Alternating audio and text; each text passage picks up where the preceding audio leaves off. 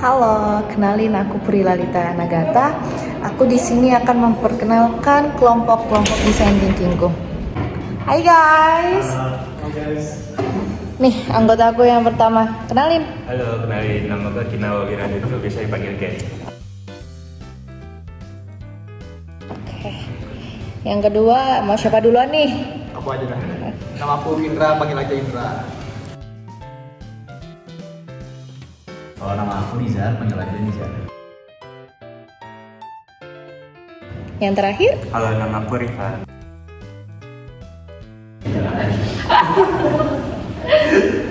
Jadi kami akan membahas tentang topik, judul, deskripsi untuk tugas kali ini. Dan topiknya akan dijelaskan oleh Kenny, judulnya akan dijelaskan oleh Indra, dan deskripsinya akan dijelaskan oleh Nizar.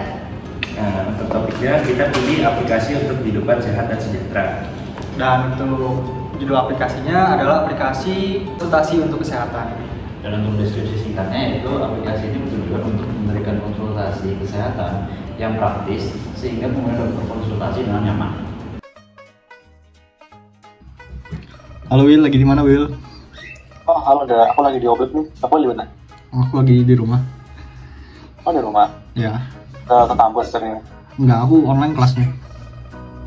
Oh iya, kita kan sekelas kan, online juga. Iya, iya kan iya. Makanya aku di Oblik sekarang di kelas. Iya. Jadi gini Will, aku mau nanya nih. Kan Ya, so.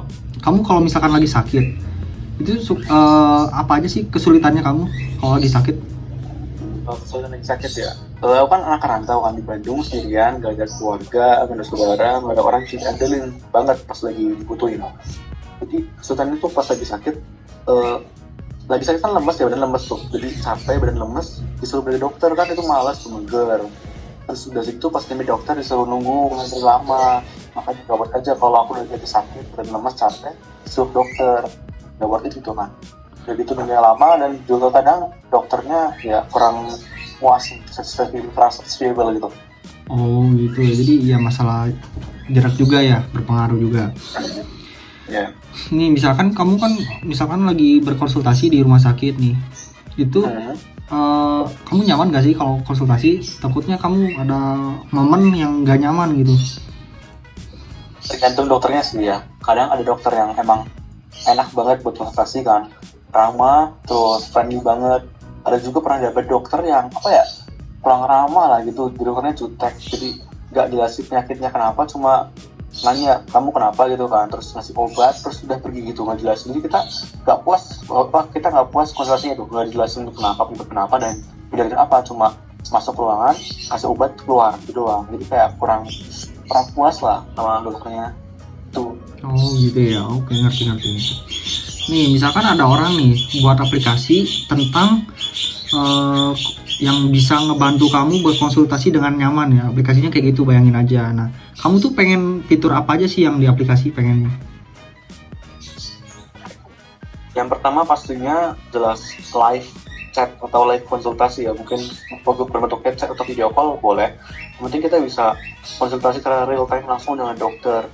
Jadi kita nggak lagi sakit tuh nggak perlu gerak jauh-jauh ke rumah sakit ya atau klinik, karena lagi sakit lemas gitu. Jadi lebih enak dan nggak perlu ngantri lama.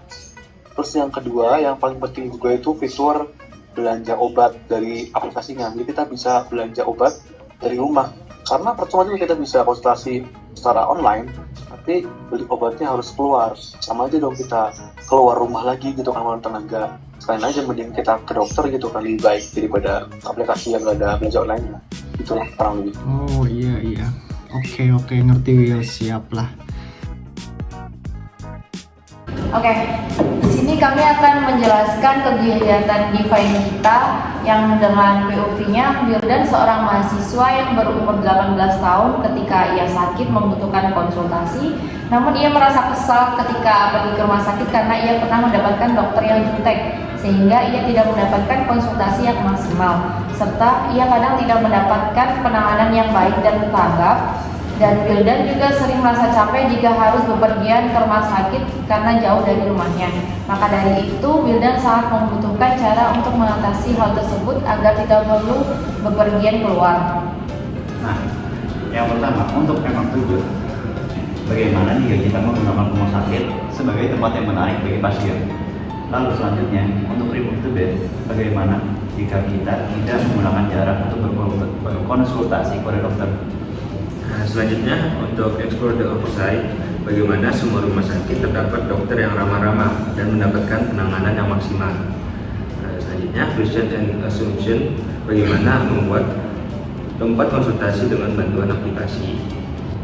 Selanjutnya go after objective, bagaimana membuat Wildan pergi ke rumah sakit dengan lebih mudah atau praktis daripada lebih sulit. Selanjutnya yang ID unexpected resource, bagaimana menggunakan aplikasi untuk mempermudah Wildan berkonsultasi dengan dokter yang diinginkan dan tidak perlu pergi ke rumah sakit. Dan selanjutnya, create an analogy from the context. Bagaimana membuat konsultasi praktis sehingga para pengguna dapat berkonsultasi dengan nyaman. Yang selanjutnya, play against the challenge. Bagaimana sih menjadikan penanganan di rumah sakit tidak berbeda-beda? Nah, yang selanjutnya adalah change status quo. Bagaimana jika kita membuat hal menarik supaya tidak boring saat konsultasi kesehatan? Dan selanjutnya ada break POV into peace. Bagaimana jika kita membuatkan sesuatu untuk mempermudah akses konsultasi ke dokter? Bagaimana jika kita memungkinkan dari rumah sakit terdekat? Bagaimana jika kita mengurangi waktu yang dihabiskan untuk bepergian ke rumah sakit?